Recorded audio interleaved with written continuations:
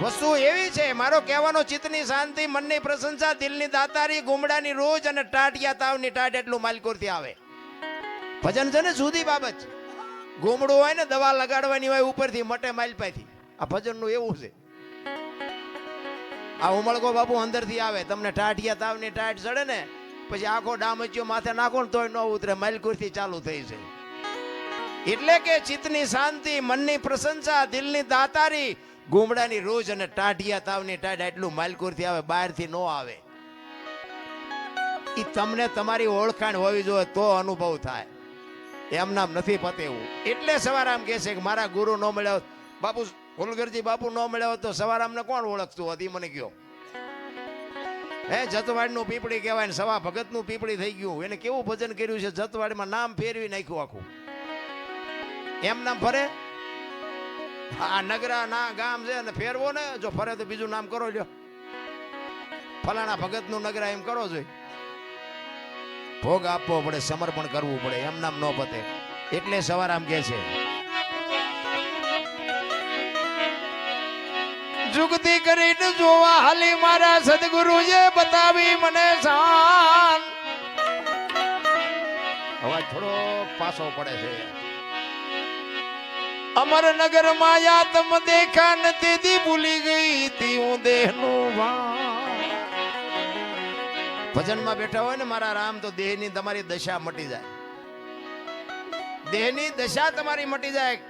ચાની જરૂર ન પડે ને બંગાવું ન આવે ને ઘડિયાળમાં ન જોવું પડે. જો ભજનમાં બેઠા હોય તો બાપુ હવાર પડે. ઘડીએ ઘડીએ આમ રહોડા કોઈ થતા ચા મૂકે તો સારું, જલ્દી ચા મૂકે સારું. હવે એના હાટું આવ્યા એને ભજન હું મેળાવે. દેહની દશા મટી જાય. આપણી ગતગંગા છે ને, જેસલ તોરલ રૂપાદે માલદે કતીબ શાહ હુરમભાઈ લાખો લોયણ જેતો ભગત ખીમડીઓ કોટવા ડાલીભાઈ હાલો હુરો વણવીર ઢોંગો નીરલ કુંભો, આ બધા ગતના ગોઠી હતા ને. એમાં અમીર ને ગરીબ ને દરબાર ને કોળી ને ભરવાડ ને હરિજન બૈરા ને આદમી ને બધા હતા. પણ ખોળિયા જુદા હોય ને જીવ જો બાપુ એક થઈ જાય ને તો મળદા તો આજે બેઠા થાય. રામ આપણે બેઠા છીએ બધા ભજનમાં, પણ ઘોડા બધા નોખા નોખા હાલતા. વાડીએ જવું છે, સુરેન્દ્રનગર જવું છે, આમ જવું છે, પૂંછડું જવું છે, ઘરે ડોબું વિયા એવું છે, ઘર એકલું છે, ડેલી બંધ નથી કરી, કઈ ઘોડા હાલતા. આ એક થવાની જરૂર છે, એકતાની. એટલે આપણી ગતગંગા કહે છે કે આ દેહની દશા મટે તો સમજાય, બાકી નો સમજાય. એટલે કહે છે અમરનગર માં આત્મ દેખા નથી દી ભૂલી ગઈ તી હું દેહનું ભાન.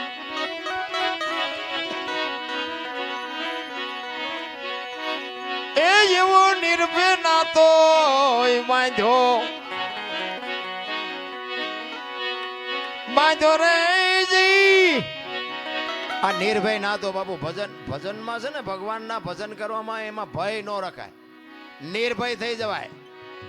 આ તમારું ગામ છે ને, તમારું ઘર છે ને, તમારો ડાયરો સાંભળો ને કઈ નહીં, અમે તમારા હાટું મથી છે. આમાં તમારથી કઈ અમે ફાટીએ નથી પડતા. હું તો આ તો ઘરનો ડાયરો છે, બાકી હું તો અહીંથી 500 કિલોમીટર ગયો હોય તોય કહું સાંભળો ને, અમારે ક્યાં તમારી પાસે લોન લીધી છે. નિર્ભય નાતો, ઈશ્વરના નામમાં નિર્ભય નાતો હોવો જોઈએ, એમાં ભય ન હોય. અને અમે રાડ્યું પાડી છે ને અમારા હાટું, તમારા હાટું પાડતા નથી. આ તો ગંગા હાલી જાય, પીવો ન પીવો તમારી મોજ. બાકી લેવા જેવું છે એટલી મને ખબર, લઈ હકાય તો. પછી મારા મોઢે હોય તો ભલે ને, બીજાના મોઢે હોય તો ભલે ને, કોઈક સાધુ સંતના મોઢેથી હોય તોય ભલે.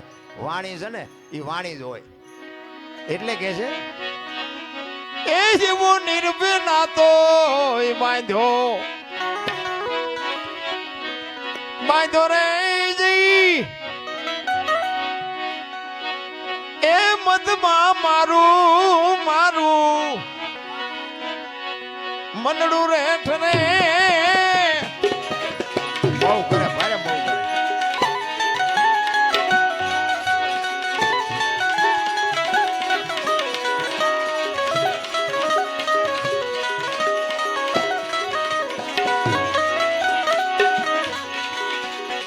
બીજો રે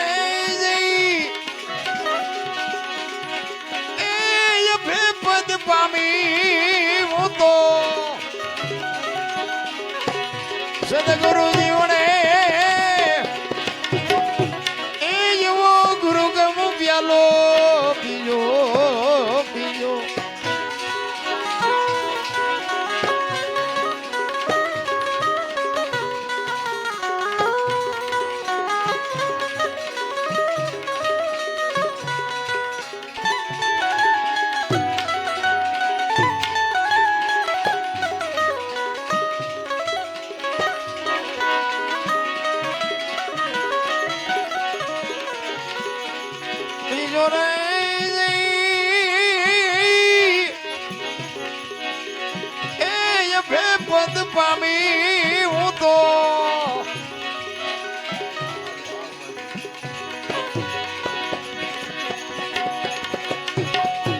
ગુરુજી વડે એ જેવો ગુરુગમ પ્યાલો એ જેવો ગુરુગમ પ્યાલો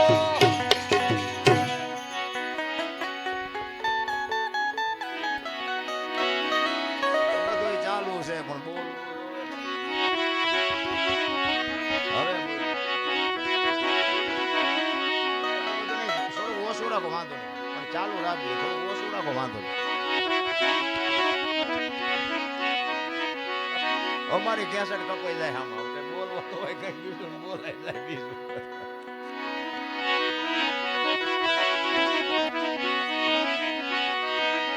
પદમ ઘડકી માં જાગીને જોયું જળહળ જળકે છે જો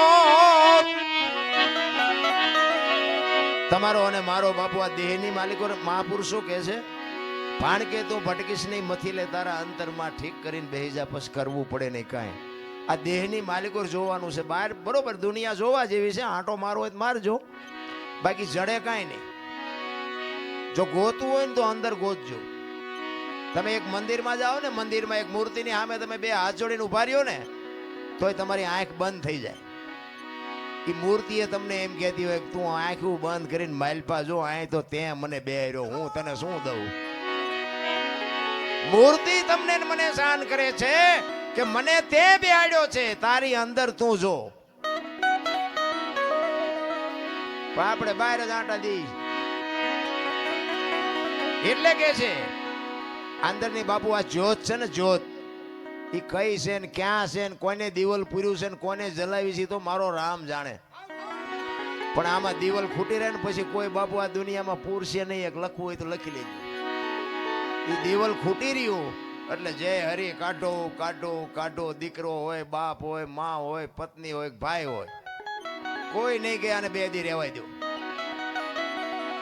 અત્યારે કોઈ નો બે દુર્ગંધ મારતો હોય તો મને કયો અને એવું બાપુ એવું તત્વ નીકળી જાય બે દીમાં તમારો દેહ દુર્ગંધ મારી જાય તો વિચાર તો કરો કે અત્યારે આપણું આ બધું અંદર ઉટકીને સાફસૂફ કોણ રાખે જોવું તો પડે ને ભલામણ આ અત્યારે ચોખ્ખું રાખે છે કોણ કોઈ પણ માણસને મરવું હોય ને આપઘાત કરવી હોય તો કે મારે મરી જવું છે એ પાણીમાં પડે ને મરવા જાય ને એ ધોબકો મારે એ બાપુ ગમે એટલી મહેનત કરે ને તો તળીએ જ જાય ઉપર ન રહે અને જીવ નીકળી જાય ને પછી પાણી નો હાંગરે ઉપર કાઢી નાખે તો બાપુ વજન તો એટલો ને એટલો હોય છે તો ઉપર કેમ આવતો રહેતો હોય છે પછી આપણે કોઈ કહેતા કે હા મારે બેટી વાત થાય છે પણ કાંઈ ગોતો જ ખરા પાણી રાખે નહીં 3.5 મણની કાયા હોય જીવતી હોય ત્યાં સુધી પાણી ઉપર ન રાખે તળિયે જ લઈ જાય અને એમાંથી એવું તત્વ નીકળી જાય 3.5 મણની જ કાયા હોય પણ તોય બાપુ ઉપર આવતી રહે આનું કારણ શું એમ સમજાય એવું નથી નારાયણ મને મારી ઓળખાણ હોવી જોઈએ તમને તમારી ઓળખાણ હોવી જોઈએ તો મારો નાથ રાજી થાય તમારો અને મારો આ છોડવો તમારા અને મારા મા બાપથી ના છોડવો વવાણો છે આપણે આવ્યા ત્યારે વેચનો હતો ના 5 ફૂટનો થયો આના મૂળિયા ક્યાં અરે જોવો મારા રામ જિંદગી કાલ ખૂટી રહે પેટ તો ભરવું પડે ને પુરુષાર્થ કરવો પડે હું ધંધો કરું છું પણ બાપુ જીવનમાં માણાનો અવતાર મળ્યો છે જો કરવાનું રહી જાય 84 લાખ યોની છે ને એમાં પૈસા હાટું અને માયા હાટું બછોડા ભરતો હોય તો માણા એક જ કોઈ કૂતરા કાગડા ભૂંડા કોઈ પૈસાની જરૂર નથી અને કોઈ જીવ ભૂખ્યો રહેતો હોય તો મને કયો અને માણાનું ભરાતું હોય તો મને કયો કેટલી બધી ભૂખ કેટલી બધી ઉઘડી છે તમે જોવો તો ખરા માણા કેટલી આમ ઓલા બળદિયાના નાકમાં નાથ નાખે ને કાંતે જોરા મૂકીને જમીન ઉખડાવીને પૈસા પેદા કરે હાંડિયાની ગાડીઓ બનાવીને માલ ઢળાવીને પૈસા પેદા કરે ઘોડાને લગામું નાખીને ડિસ્કો કરાવીને પૈસા પેદા કરે સિંહ જેવા જનાવરને હળગતી રીંગું હોવારા કાઢે બોલો સિંહ પાસે જવાય ઈને મારી મારીને ઘો જેવા કરીને આમ હોવારા કાઢીને પૈસા કમાય બોલો અરે એની ક્યાં વાત કરો ગાયોના ને ભેહુના બસડા ને બાપુ દૂધ નો ધાવવા દીધું વચ્ચેથી આપણે ખાઈને રૂપિયા બનાવવા માંડી ગયા જોવો તો ખરા ભૂખ ઉઘડી છે ને કે હું તો એમ કહું છું કે ગાયોના ને ભેહુના બસડા ને જો ધરીને ધવરાયા હોત ને તો આ થાંભલ્યું હોનાની હોત મારા રામ અહીંથી લઈ લો અહીંથી લઈ લો અહીંથી લઈ લો હું તો એમ કહું જાવ તાર લેતા જજો ને બીજા વાપરશે કાંઈ છે જ નહીં નારાયણ. માણસ જન્મે દીધી 2-2.5 કિલોનો હોય, 80-100 વર્ષ જીવન મરી જાય ને શમશાનમાં લઈને હળગાવી નાખો અને રેખ્યા ભેળી કરીને જોકો એટલે 2-2.5 કિલો જ થાય. તો અમથા ઠેકડા મારવાના છે. જ્યાં જાવ અહીંયા રોવે જ છે બધા. કોઈને સંતોષ જેવી ચીજ નથી. આપણા ગઈઢા પાસે કાંઈ નહોતું, પણ સંતોષ કેટલો હતો. અત્યારે જ્યાં જાવ અહીંયા બધા રોતા જ હોય. એક પાસે જાય કે ધાબુ ભરવું છૂટા નથી, બીજા પાસે જાય કે ડોબું વિયાણું દોવા નથી દેતું, બીજા પાસે જાય કે છોકરાને વહુ તેડી ગયા વેવાઈ મોકલતા નથી, બીજા પાસે જાવ કે છોકરાને પોલીસ વાળા લઈ ગયા જામીન ચડતા નથી. આપણને આપણે ક્યાં રોવું? આખી દુનિયા રોવે જ છે. હારી અખિલ બ્રહ્માંડના માલિકને મારે જોવે. દાસી જીવન રોવે, મીરા રોવે, નરસિંહ રોવે. હે મારા નાથ, તારી અનુભૂતિ કરવામાં માણાનો અવતાર અમારો ફોગટ વ્યો જાય. રોવા વાળા તો રોઈ રોઈને વિયાઈ ગયા ને તમને મને કઈક દેતા ગયા. પણ આપણે હવે વેજીટેબલ ના ગ્રાહક હોય, સોખું સીના જીરવી શકે. અરે સંતોની બાબુ બલિહારી છે. ભલામણા સાધુ સંતોએ જે કર્યું છે ને, બાકી ભક્તિમાં છે ને દુનિયા દુખી તો કરવાની.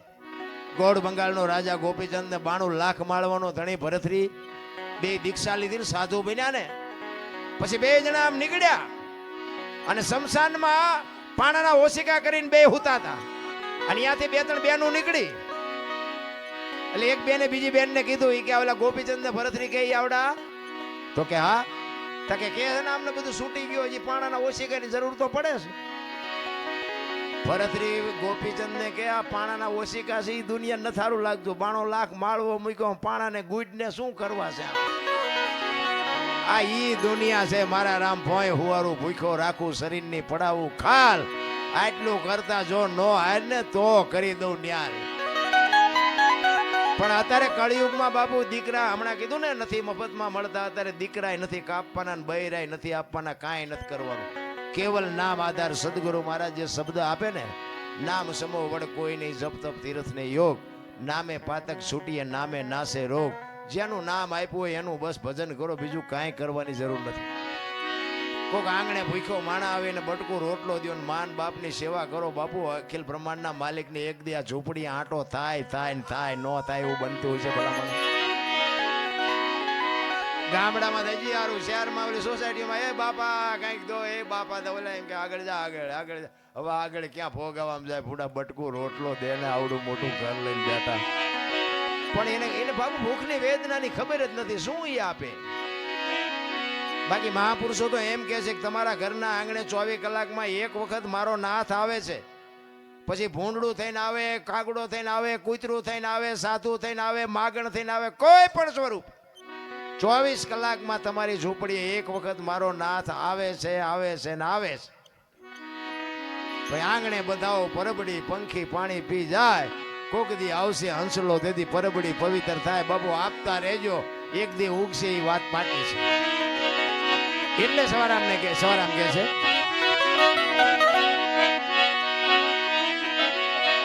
પદમ ખડકીમાં જાગીને જોયું જળહળ જળકે છે જો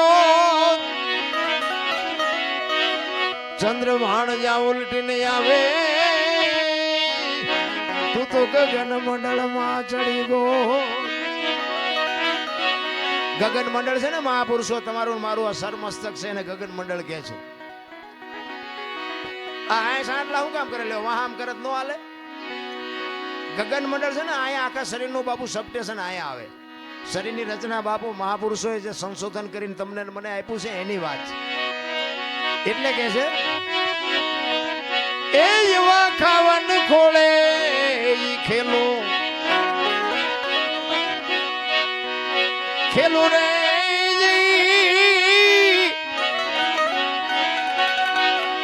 એ સુરત જારે જારે શબ્દ ને વરે એ એવો ગુરુ ગમ પ્યાલો પીજો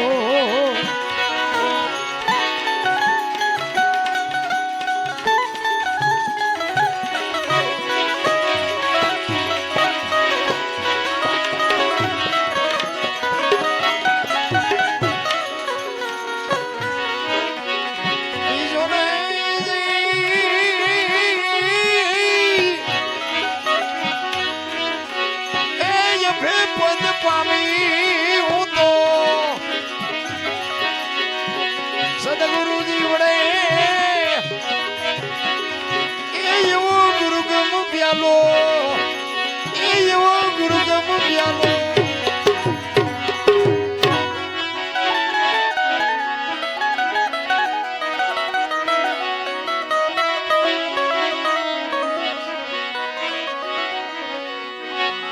અરે તમારી મેર ખીન નિરખાન પ્રેમી થયો પ્રકાશ સુકમણા નારી સંગ રમતા નથી પૂરી કરી દી મારી સ્વર્ગ જોતું હોય ને તો આપણે મરી જવાય કોકને મારે આપણને સ્વર્ગ ન મળે જો મહાપુરુષો કહે છે બાપુ જીવનમાં તમારે મારે નામ ના જોતી હોય ને તો મહેનત કરવી પડે કોકના ઝેર પીધા હોય ને તો બાપુ જગતમાં ચોપડે નામ ચડે એમ નામ ન ચડે